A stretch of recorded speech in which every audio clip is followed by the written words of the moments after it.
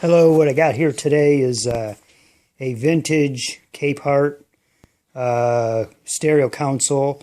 When your stereos and everything used to be big pieces of furniture, stereos and TVs. This is actually upside down because I'm working on the bottom. I should have made a video of the top before I flipped it over, but I wanted to do the bottom, get the bottom squared away because that's where most of the damage was. But anyway, this is from a Capehart. Let me move over here. You can see right here, this is got an 8-track player, which I wish I could kind of keep, but it goes with the whole unit. And I've got all the knobs and whatever. It also has a turntable.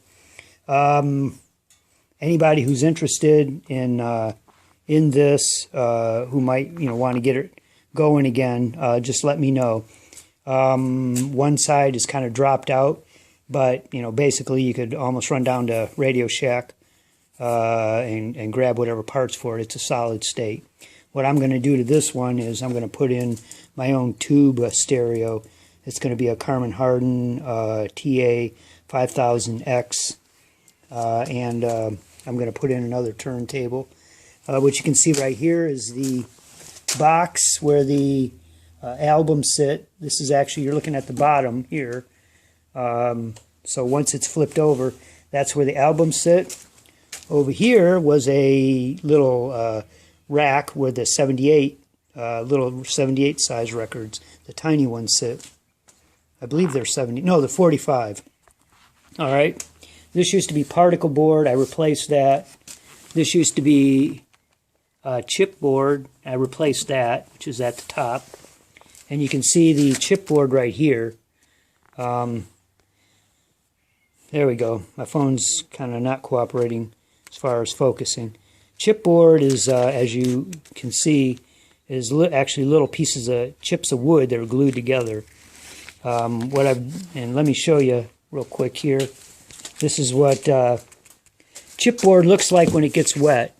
And this is what I took off the top. So you can see, you can literally see the little chip pieces of wood that you can flake out. When chipboard or particle board gets wet, they just tend to swell up and fall apart right away. Particle board is like sawdust that's glued together, and chipboard is like small chips of wood that are glued together. What I did here is I put in along the edge that was deteriorated. I peeled out a lot of it that was really loose, and then I went and took some finishing nail from a nail gun, little teeny nails, and I just, nailed them in along the edge, not too close to the edge, because even at this distance from the edge, sometimes they can push out. You can see, well, not too good, but you can see how it bulges out a little bit, and look at how far that is away from the edge. So you have to be careful if you're going to do that, not to put it too close to the edge. And what it does is, as you can see, it goes right down the edge. It gives, I'm going to use Bondo. This was the original edge that would sit on the carpet. And this is how deteriorated the edge is. It's all broken down. So what I did is I put these all along the edge, and that way when I put Bondo in there, I found that Bondo is pretty tough, works pretty good. It'll give the Bondo something to grab onto. It'll grab onto this pretty good by itself, but these little pins will just give it that extra staying power, because it is an edge, and there are it's going to have a little bit of weight.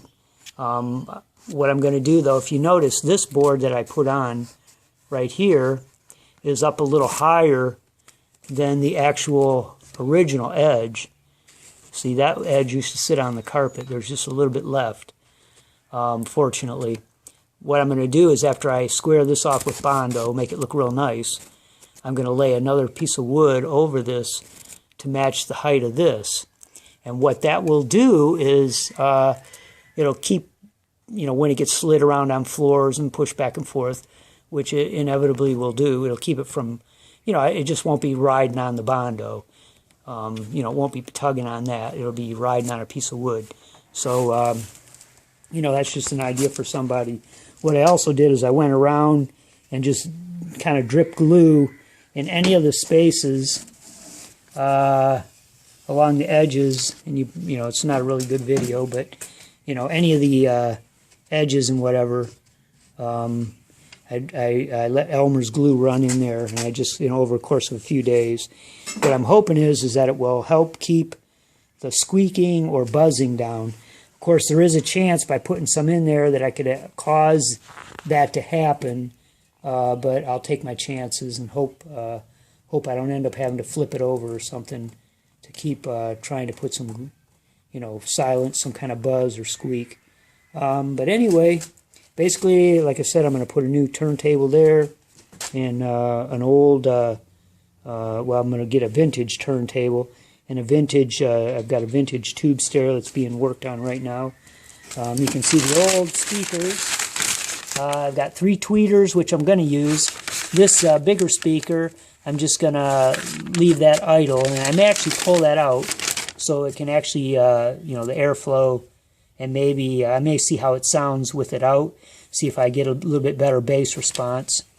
But I'm going to put in some 12-inch woofers right here, and then I'm going to go ahead and over on this side, you know, and on the other side, I'm going to try to make it look like this front grill here. So I'll try to match it up the best I can so it looks normal.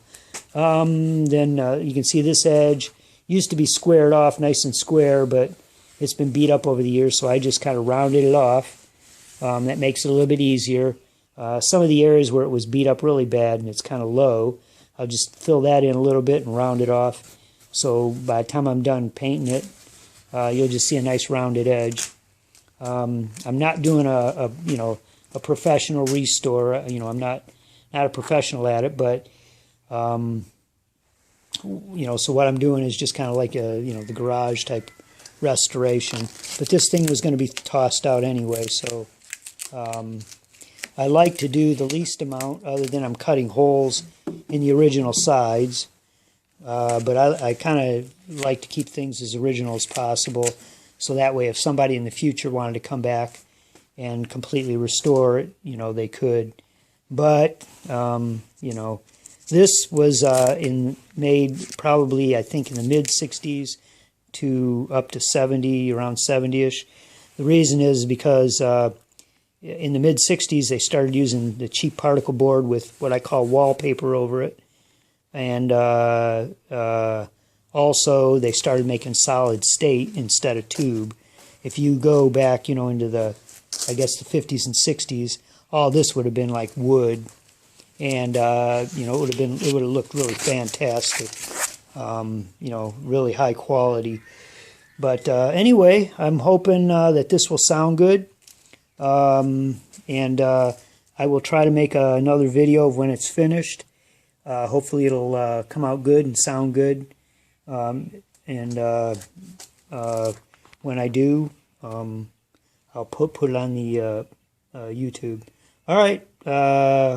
Hope this gives somebody some ideas.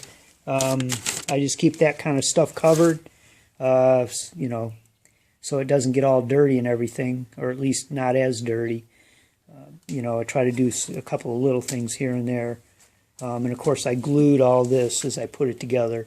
You know, tried to get it to, you know, hopefully it'll all act as one solid piece as much as possible. And if I'm lucky, there will be no buzzing and no rattling and no squeaking, because it's going to have some pretty big woofers in there. I thought about putting 15s, but I think I just stay with 12 because 15 may be too large for the stereo itself to run.